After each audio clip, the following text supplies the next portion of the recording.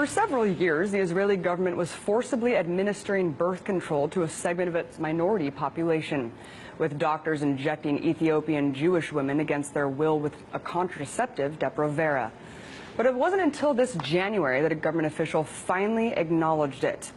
One investigative journalist who interviewed 35 Ethiopian immigrants found that they were being intimidated and threatened into taking the shots, while being told that they were merely inoculations.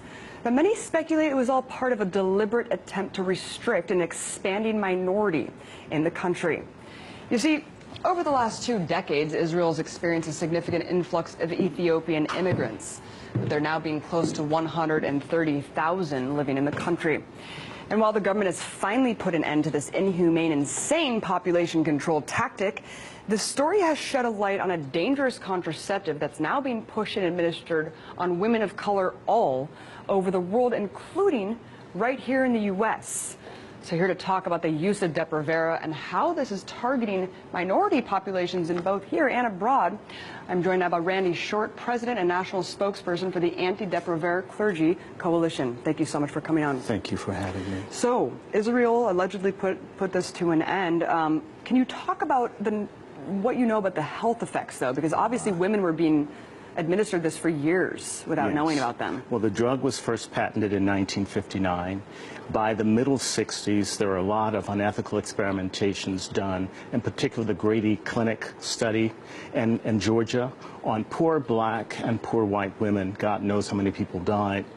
This drug did not get approved until 1993-94, but during that time that was used on women all over. The effects of it are serious: excessive bleeding, osteoporosis, breast cancer, cervical cancer, heart attack, stroke, ectopic pregnancies, excessive weight gain, which can lead to type 1 or 2 diabetes, short or long-term infertility, maternal death. It strips the epithelium, the inner part of the woman's womb, making her more susceptible to all STIs and STDs. Therefore, doubling the chances of getting HIV/AIDS, chlamydia, HPV, gonorrhea, or syphilis. And there are other things that bothers the mental health.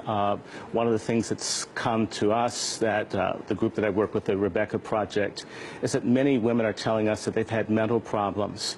The FDA in 2004 was so concerned about the dangerous nature of Depo-Provera that they issued a black box warning, which is the most serious warning that can be issued by the FDA about how dangerous this drug is. And despite this warning, this black box warning, it's still being administered under multiple agencies to multiple countries around the world. Yes. Who is administering it, why, and where? Well, it's being used primarily in non-white countries. So Muslim countries, Pakistan, Bangladesh, Indonesia, Burma, possibly on the Myanmar minority, all over Africa, Central America and Latin America, and of course in the United States, depending on whose information you look at, it's disproportionately used on African American women. Who's doing it? Planned Parenthood is one of the big purveyors of it.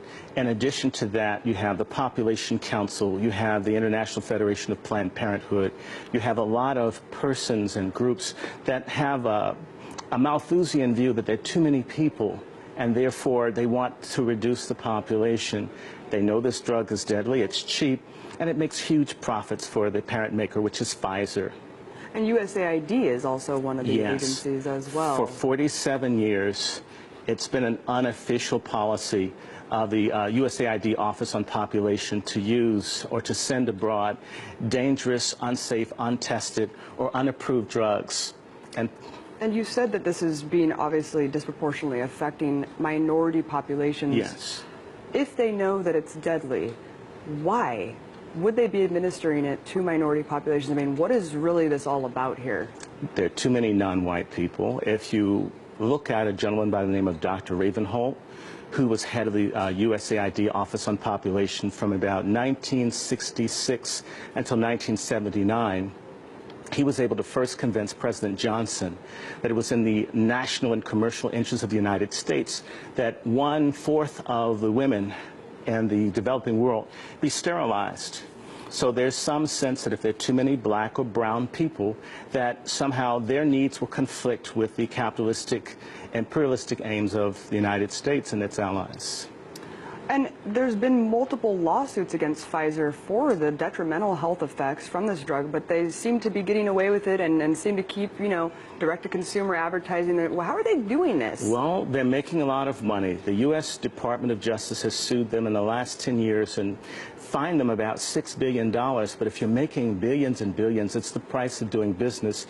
But you have to understand, the people that are being steered towards this drug are poor, they lack education and legal representation, and they're being tricked, so they don't know. Now, you have to understand, Pfizer lost in Canada, they've lost in Europe, but they go to countries where they can't be sued. You can't sue from Nigeria here.